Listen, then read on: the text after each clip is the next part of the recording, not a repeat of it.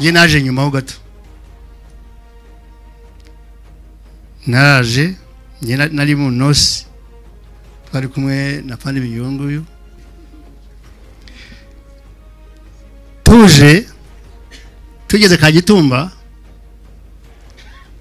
tugeze Kagitumba nasanzeho Bunyenyezi leta bayingana na Karemera ndinjira basanga bicaye aho ngaho baraganira nanjye mbajyamo naranye na Bunyenyezi tana kimwe mu gitondo cyakare nka sambo samuyana ndabyuka nagenda nshaka high command urabizi kuzanga basiko twashaka ayo command yaganaye high command ye njya kwa byegeka yabaga mu story ipfiri muza high command yaganaye ati hirya ngo sha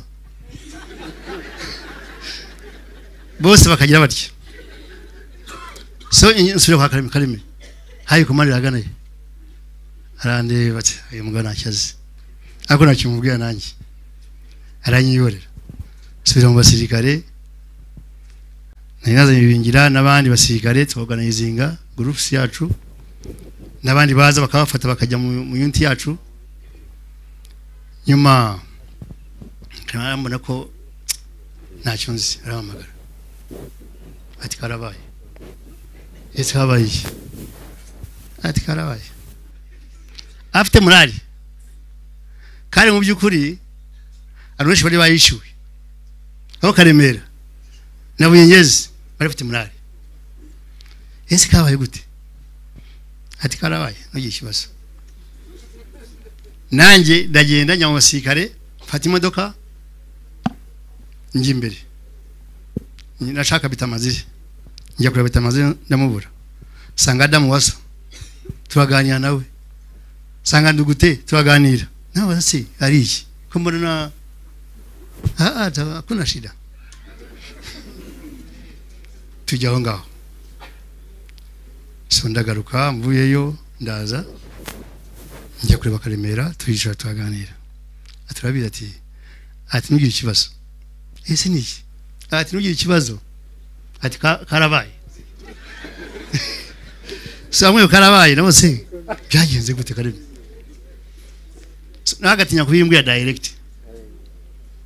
ako nyuma amwe barabiza ati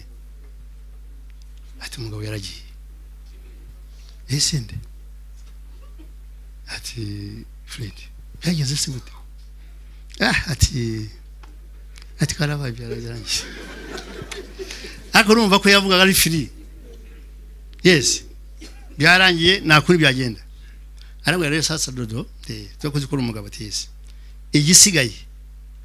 n'ukurwana y'intambara nenda ngo rero urabizi Kareme ati ntaripa damu ya Fred kuva uwo munsi tufata amasezerano nawe twemeza ko tugiye kuri sinzi ko kita mu Kinyarwanda kuripa damu ya Fred bivuze ko kwishura gutanga igitambo cy'amaraso ya Fred kuva uwo munsi kandi uko nukuri abagabo barahari twese y'abakarema y'abandi twatanya intambara mu bushya aho ngaho twese na Bunyenyezi na bayingana bose batanya intambara ngaho rero Karemera kuva uwo munsi icyo gihe cyose 87 90 cyana gatatu kurangiza intambara yose twari kumwe na Karemera cyo navuga kuri Karemera rero yari inshuti yanjye cyane kandi nibyo rwose yari inshuti cyane tuvugirije imwe twese abanyarwanda muni badufite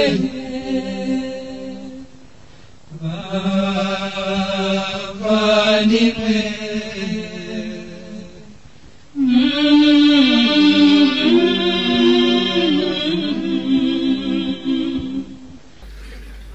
murakaze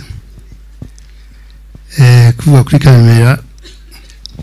nibyo twavugaho cyane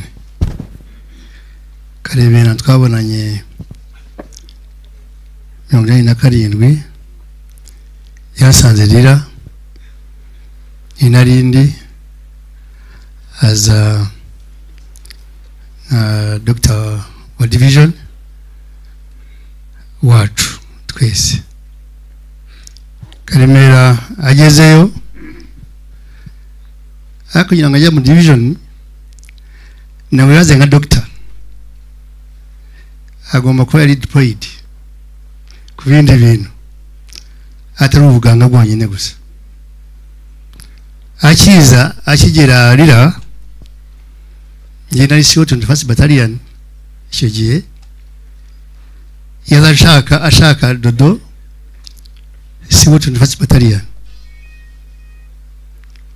azangiraho turaganira ati nyine twa Dr. Karemera ati mvuye mbare bandi police ahangaha nka doctor wa division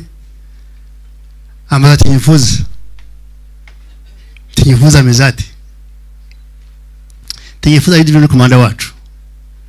ariko yari umugabo wiyemera ukomeye cyane ashaka kumenya ko ameze uwo division commander wacu. Ndamubwira ko ameze ko nari muzi cyane tinyifuza ndayimutekereza ko ameze arambaza se uwo muntu ajya bakunda ese gute ati mbwira ajya bakunda ati adukunda ataya nagabakunda tinagabakunda simenye icyo ashaka kumbwira arabakunda. So nyuma ndakimenya ndavuga rero uyu mugabo aragoye kumumenya uyu muntu akora bukundi uyu nguyu akora bukundi. In fact namubwiye ko uwo mugabo nagadukunda cyane kubera ko yasuzuguraga Red Fred kandi musuzugura umuyobozi wacu w'umunyarwanda twumva ko twese aratwanze kandi byari byo. Rero tuganira nawe ndabimubwira nyuma arambwira ati mbwira commanders basihozi banyu bacu bari police ahangaha. Najya kumubwira Matayo mubwira Leti Micho mubwira Karangwa mubwira Kayinamura mubwira bari n'icumi. Icyo gihe ari namba rikomeye muri nose icyo gihe benshi afanika yaramaze kubagiye za Soroti ari namba yarakwe nikomeye cyane icyo gihe nawe aka bose bari mu by deployed mu namba yongiye nago wabona ati ndabashaka kubabona atuzababona. Icyo gihe bandiployinga kujya mu Ruremu njya Patongo niyo nagiye tujyayo turarwana tuvuyeyo Karemera yahisaza na helicopter ariko na casualties yambajije ari abantu bacu bari anga bakomeretse ati barimo wa 21st abayizi menshi bari abanyarwanda hafi ya bose bari abanyarwanda bari bavuye Entebbe mobilization nyinshi yari hari bari abanyarwanda bajyaga mu yindi. Rero Karemera tutangira kuba inshuti gutyo asane mu Ruremu tumaze kucyaginga do yarangiye tubaye casualties bacu afata helicopter irabatwara asigara aho ngaho nawe akira aho ngaho adu yarongera agaruka agarutse tugwana nawe adu yasubira inyuma turamunesha turamucyaginga aramwe atari kurabiza ate ibi bintu mwimenyeza hakiri kare ese kubiri ati mwimenyeza hakiri kare ati igihe kiri hafi. So atanye kumumbayizinga icyo kintu cya RPF icyo gihe bari bamaze gushora RPF 87 avuye Kampala wabizi tutabizi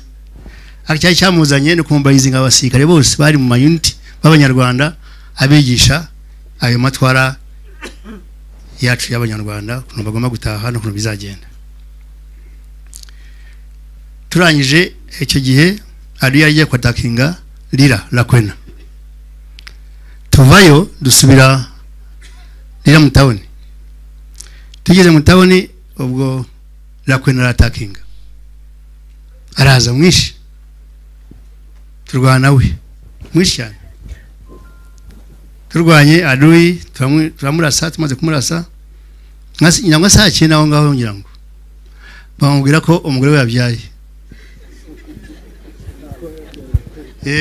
Niwe yamwisira kwena uwo munsi. Atabyaye iki ati mukobwa ati mwisira kwena. Lakwena niko yaje kuba Lakwena. Icyo gihe yaramwitirira.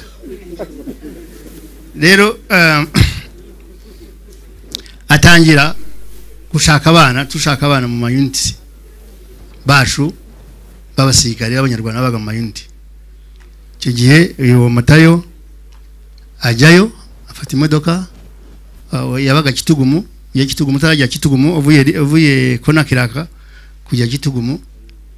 bato yaraho ngaho abagiyeyo mwamujyaniye imiti niko yababwiraga ati nyanya ba doctors imiti ivura abasirikare agezeyo abona n'Amatayo akamatema mu message ko Dr. Karema agiye kuza amwakire. Nicyo afana ibyo yavugaga hanga mukanya doctors twamufata nk'ikintu gikomeye twaramurindaga bari baki ba doctors babaga icyo gihe bari baki cyane ba doctors babaga iwaciriye mu gisirikare. Tumu escort baragenda bagera kwa Matayo n'abatangira. So kino avuga Karemera yaje Lira nawe yaje nk'umuganga. Awe yari afite mission yo kumumobilizinga abanyarwanda kubigisha amatwara ya RPF. Hari icyo yamaze kujyaho. Kandi mu by'ukuri yakoze akazi. Hari umugabo umwe Nyangibinyaramuzi witwaga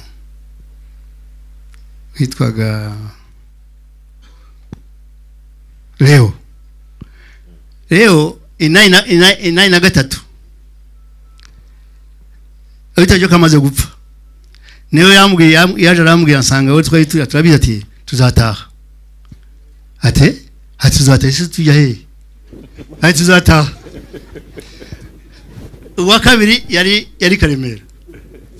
So urumva ko iki kintu cyose cyari mu bantu bose. Urumva uwo mugabo yambwiye tuzataha. Kandi kuva kera turi kumwe nawe. Yende bukarimwe Leo twari musu twabaga mu yunti imwe n'afande bafande bombi ariko tujya kugenda nyijoro Leo akapfuta kuboko bitamaze akajya imbere y'afande undi akamujya inyuma. Afande ajyaga mu neti manini ati urumva ko nago ya nyijoro nabwo yarabaga neza tukamujya imbere undi akamujya inyuma. Hose Leo kuki tujya afande imbere ati we imbere nayo ndajya inyuma ye bitamazire nawe arajya inyuma. So urumva ikintu cy'abanyarwanda rero bakaremera n'abandi babitangiye kera tukimwe ishyamba tutamenya kumenya ko tuzataha no gutaha. Inai na gatatu ibaze Leo inai na karindwi Karemera araje atangiye kumumobilizinga abanyarwanda. Rero Karemera nago asanzwe yatangiye boro atubwira ako yagiye kuva Lira gusubamo transfer subira Mbare hafi ya twese b'abanyarwanda bose bari bamaze kumva ko byanze bikunze ko bagomba gutaha abasirikare. Rero Karemera ngiki namuvugaho cyane cyane ni ibintu nka bitatu. Icyambere yakunaga igihugu cyane ariko icya kabiri yari inyangamugayo icya kane yari umunyakuri akubwiye ukuri n'ukuri rero bayivuza nka Karemera ntabwo apfuye ntabwo ari umupfakazi ntabwo ari we rwose intambara Karemera yarwanye biyakoze kw'iki gihugu cyacu biyakoze byinshi yabikoreye twese ntabwo ari abana bonyine gusa nta muntu wese bose abavuze bose kandi ukuntu ameze niko bamuvuze rero Karemera agiye Mbare yarakomeje baramutuma akava Mbare akaza Guru agasanga Guru agatanya kubwira abana ko bitegura baba tayari abasirikare agatubwira mubwira abasirikare banyu babe tayari afana kamutuma ati jyana na akaza akaraniga Guru akajya mu mayundi y'abanyarwanda rero Karemera yatangiye kera akunda igihugu arwana intambara yacu yo gufata igihugu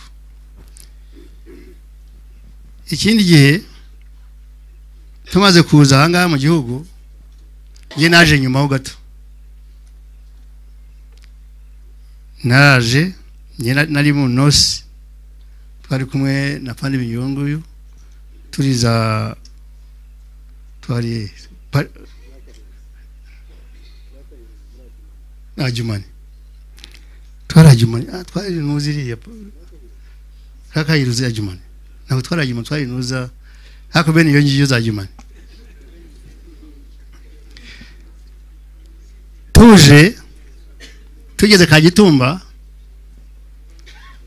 tugeze Kagitumba nasanzeho Bunyenyezi ndetse bayingana na Karemera ndinjira basanga bicaye aho ngaho baraganira nanjye mbajyamo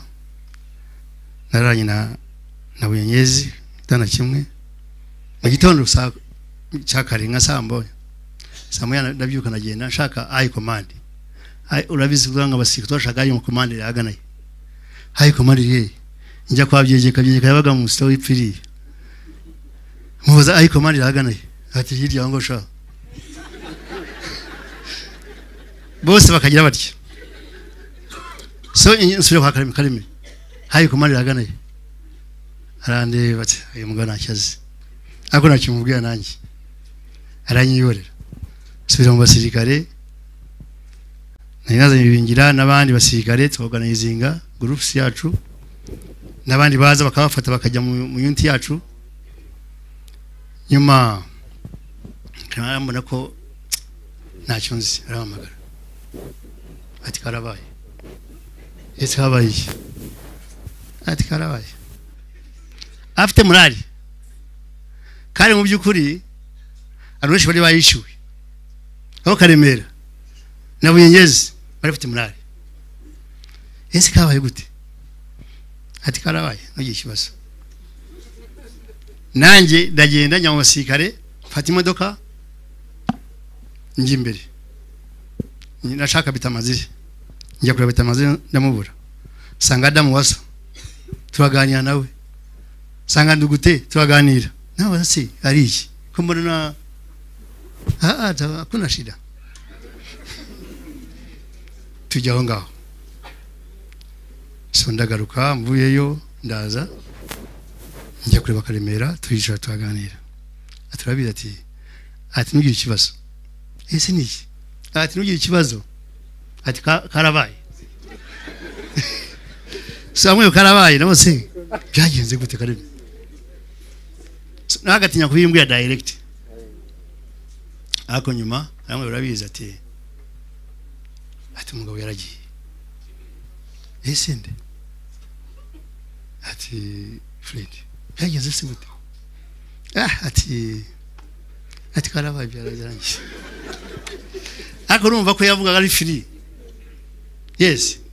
byarangiye nakuri byagenda ariko rero sasa dodo cyo kuzikora umugabo atisi igisigaye ni kurwana y'intambara nenda ngo rero urabizi Karemati ntalipa damu ya Fred kuva uwo munsi tufata amasezerano nawe twemeza ko tugiye kuri sinzi ko kita mu Kinyarwanda kulipa damu ya Fred bivuze ko kwishura gutanga igitambo cy'amaraso ya Fred kuva uwo munsi kandi uko nukuri abaga barahari twese y'abakaremera y'abandi twatanya intambara mu bushya aho ngaho twese nawe yenyezi n'abayingana bose batanya intambara aho ngaho rero Karemera kuva uwo munsi icyo gihe cyose 87 93 kurangiza intambara yose twari kumwe na Karemera cyo navuga kuri Karemera rero yari inshuti yanjye cyane kandi nibyo rwose yari inshuti cyane ariko rero Karemera ajya ejo bundi ajya take twari kumwe na Ana tumusanga Faisal twavuye nka saa 7 za nijoro turaganira bihagije turasenga bihagije twarasenze kweli turasenga n'abarasenga tari kuna Nyamuranguri turangije tugicara nawe turaganira batatu ngewe Nyamurangwa nawe na Karemera na Ana wacu ati ari nta kibazo nakizega byarangiye ati nuko inyuza yo gusanga garuka nkaza nka tukakomeza ibindi rero ngewe nago nari mari ariko bayimbwiye ejo bundi nayimenye ejo bundi amaze gupfa idene bambwiye nka saa 10 biza mu gitondo nago nugifata nanyo yamazi yonyine gusa bana ngo numva ko Karemera ko numvaga ko agiye kujya ataka wa mugani wamuvura ibisanzwe agaruke dukomeze ubundi buzima tuganire nawe ariko rero nyirango yakoze byinshi kandi uko nukuri Karemera yakoze ibintu byinshi Karemera ni umuntu ujya inama nziza nkuko babivuga gahanga ni Karemera usanga ahantu hakugwiza ukuri ni Karemera yumva bakuvugana bakaza akabikubwira ati dodo ibi nibi cyakanaka rero ngira ngo tubashimira afande wacu perezida wacu wako mu by'ukuri kuri navuye Karemera no kuyamurwanyeho ubuzima bwose katumushimire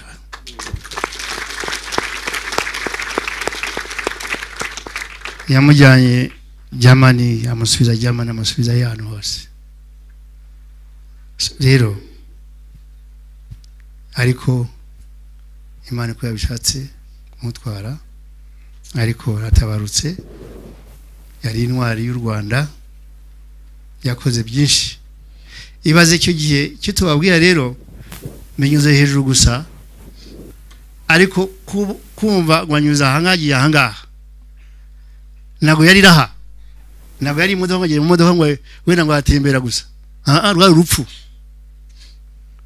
rwari urupfu kuva mbabwira kuvarira kugira patongo yari amasasu gutambusheze akaza mu modoka akaza kabageraho akaza imiti bakabura abarwayi agasubira rira urumva ko uyu mugabo yakoze ibintu bikomeye cyane bikomeye katurire mu nda bavuze ngo nago barira ngaha nago tubabara ko twababaye twapfuye ahubwo pe turababaye kabisa cyane ariko niko bigenda Karemera wacu yagiye tuba tumwibuka igihe cyose bavuze abana bavuze Ana warakoze anarwaje umugabo anyway wagira umugore nkana yabagize Imana bajyanye aho bagiye hose mu ivuriro niwe agaterura niwe akantu kose niwe ana warakoze ntacyo twaguhemba aho tuzaguhemba tugusengere ubeho kandi ubeho nta kintu twakwifuriza iby'isi n'ibyo byo dufite tuzabisangira agakeya bazamenye ko yasize inshuti kandi byo dukora byose ni by'isi ariko rero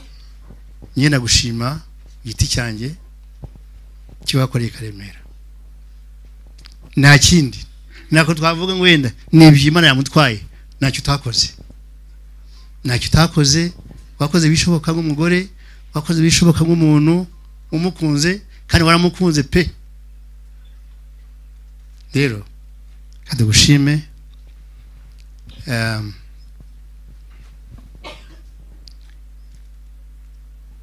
ibinza yivugana nawe ibisigaye murakoze